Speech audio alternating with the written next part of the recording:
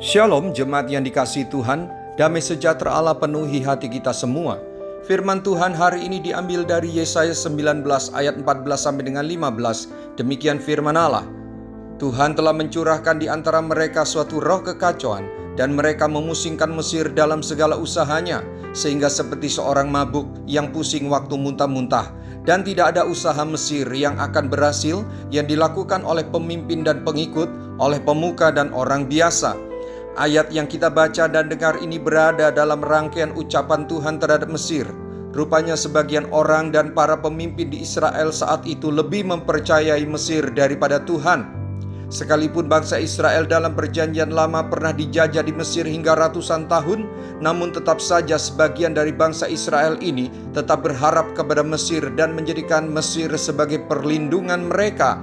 Ingat ayat yang mengatakan Yesaya 31 ayat 1. Celakalah orang-orang yang pergi ke Mesir, minta pertolongan, yang mengandalkan kuda-kuda, yang percaya kepada keretanya yang begitu banyak, dan kepada pasukan berkuda yang begitu besar jumlahnya, tetapi tidak memandang kepada Yang Maha Kudus Allah Israel dan tidak mencari Tuhan. Dengan berhalanya yang banyak dan kecongkakannya, bangsa Mesir yang kuat dan menjadi andalan bangsa Israel akan dihukum Tuhan. Mesir akan mengalami perang saudara dan kekacauan serta tak berdaya terhuyung-huyung seperti orang mabuk, sehingga mereka tidak bisa menolong diri sendiri, apalagi menolong bangsa Israel, sebab tangan Tuhan sudah teracung kepada bangsa Mesir.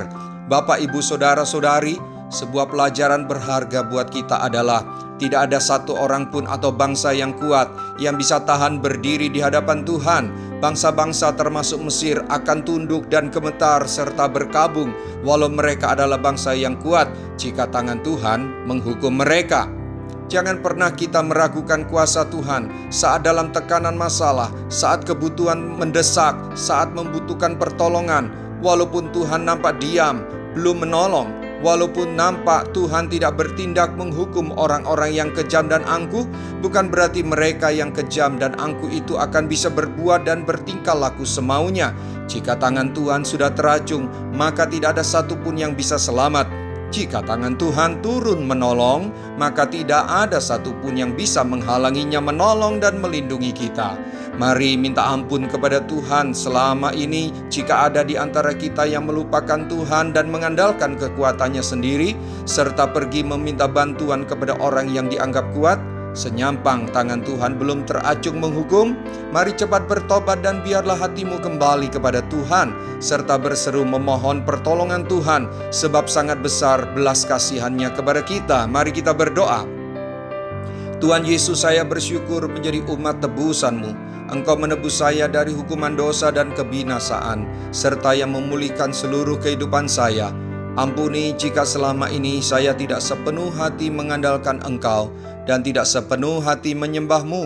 Roh Kudus, tolong saya agar jangan ada berhala dan kekuatan lain di luar Engkau yang tanpa sadar masih saya andalkan. Saya mau bertobat dan berseru kepadamu agar Engkau membimbing saya selalu dan memberikan pertolongan serta kelegaan dalam hidup saya. Kiranya Engkau berkenan kepada pertobatan saya dan memulihkan seluruh kehidupan saya. Dalam nama Tuhan Yesus, haleluya, amin. Sampai jumpa besok dengan Suara Gembala, firman Allah yang hidup. Tuhan Yesus memberkati.